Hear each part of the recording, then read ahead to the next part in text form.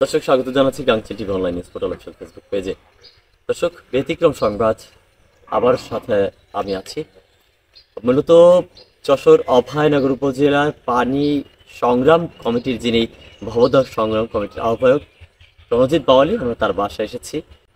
তার যে অভিব্যক্তি ছিল, আগামীতে যে ধরনের আন্দোলন তিনি হাতে নিয়েছেন সেই আন্দোলন সম্পর্কে কিন্তু অবগত করেছেন। সব মিলিয়ে এই রণজিৎ বাওয়ালি তিনি কিন্তু একজন সংগ্রামী মানুষ।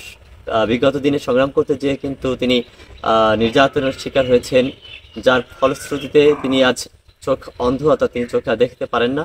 তেনার যে হতাশ অভিব্যক্তি, কণ্ঠে যে ব্যথা, সেটা কিন্তু আমার অনুভূত হয়েছে, আমরা শুনতে পেয়েছি, জানতে পেরেছি। দর্শক, আপনাদের একটু জানিয়ে রাখি, বিগত দিনে যে ভবদহ এলাকার 27টি বিলে যে পানি বৃদ্ধি পেয়েছিল, এলাকার পর এলাকা তলিয়ে গিয়েছিল। জলবায়ু উপদেষ্টা তিনি কিন্তু এসেছিলেন এবং যশোর জেলা প্রশাসকের ঘেরাও করে কিন্তু আন্দোলন হয়েছে। অভয়নগরের নোয়াপাড়া বাজারে কিন্তু আন্দোলন হয়েছে। সব মিলিয়ে যে ভয়াবহতার সৃষ্টি, সব কিছুরই কিন্তু মূল তেনার নামই কিন্তু এই রণজিৎ বাওয়ালি। আজকে তিনি একেবারে পীড়া অবস্থায় রয়েছেন। তিনি যেমনটা দেখলেন, তিনার অসুস্থতায় বেদনাদায়ক অবস্থায় কিন্তু তিনি অবস্থান করছেন। আসলে তিনার যে বর্তমান শারীরিক অবস্থা, সেটাও কিন্তু অত্যন্ত খারাপ। বাচ্চা নেই, অর্থাৎ একটা মেয়ে আছে, মেয়ের আয়ের উৎস কিন্তু নেই। স্ত্রী, তিনিও কিন্তু মৃত্যু পথে যাত্রী। ছেলে ছিল, সেটাও মারা গেছেন। আয়ের উৎস বলতে তিনি এখন দিন আনা দিন খাওয়ার মতন পরিবেশও নেই, কিন্তু জমি জায়গা আছে, সেই জমি জায়গাটাকে পরিচালনা করে বিভিন্ন মানুষের মাধ্যমে সেখান থেকে কিছু অর্থ উৎসাহ আসে, সেই অর্থগুলোকে দিয়েই তিনি কিন্তু দিনাতিপাত করছেন। তবে এই রণজিৎ বাওয়ালির সম্পর্কে আমরা কিন্তু মিডিয়া পাড়াতে অনেক জেনেছি। বিশ্ব মিডিয়া কিন্তু তাকে নিয়ে অনেক সংবাদ প্রচার করেছে।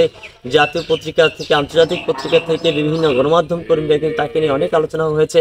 কিন্তু তার যে বর্তমান প্রেক্ষাপট, তিনি কিন্তু আসলে একেবারে অসুস্থতায় রয়েছেন। তাকে দেখার মতন কিন্তু তেমন কোনো পরিবেশ নেই। তিনি আসলে যে পরিবেশে আছেন, সুচিকিৎসার বালাই না পাওয়ার কারণে কিন্তু তিনি একেবারে কিন্তু বাসায় আবদ্ধ রয়েছেন। তবুও তিনি যে হাড় শক্ত মানুষ, যেটা কিন্তু তেনার কথা আমরা পেয়েছি, তিনি কিন্তু আমাদেরকে জানিয়েছেন আরও প্রায় 12 থেকে 14টি দাবি নিয়ে কিন্তু তিনি আবারও সড়কে আসবেন। যে অবস্থায় আছেন, এই অসুস্থ শরীর নিয়ে তিনি এই সড়কে আবার উত্থাপন করবেন। তার মূলত কৃষকদের নিয়ে মূলত তার দাবি রয়েছে একটা, সেটা হচ্ছে সেচ প্রকল্প। যারা বৈদ্যুতিক সেচ প্রকল্প কাজ করে, বাড়তি যে বিদ্যুৎ খরচ, এই খরচ নিয়ে তিনি কিন্তু কথা বলেছেন। আবাসিক এলাকা, বাণিজ্যিক এলাকা, সেচ প্রকল্প, সব মিলিয়ে তিনার কিন্তু একটা দাবি রয়েছে, সেই দাবি উত্থাপন করবেন। এই সকল সহ আরও প্রায় 12 থেকে 14টি দাবি কিন্তু তিনি আমাদেরকে জানিয়েছেন। এই দাবিগুলো নিয়ে কিন্তু তিনি ঈদের পরে আবার ব্যাপকভাবে আবার আন্দোলন করবেন। আর সেটাই কিন্তু আমরা এত সময় তার কাছে জানতে পেরেছি। তার বাড়ি থেকে, তার বাসস্থান থেকে আমাদের কাছে এই ছিল আমার কাছে সর্বশেষ তথ্য। গাংচিল টিভি, সত্য প্রকাশে অনুসন্ধানী চোখ।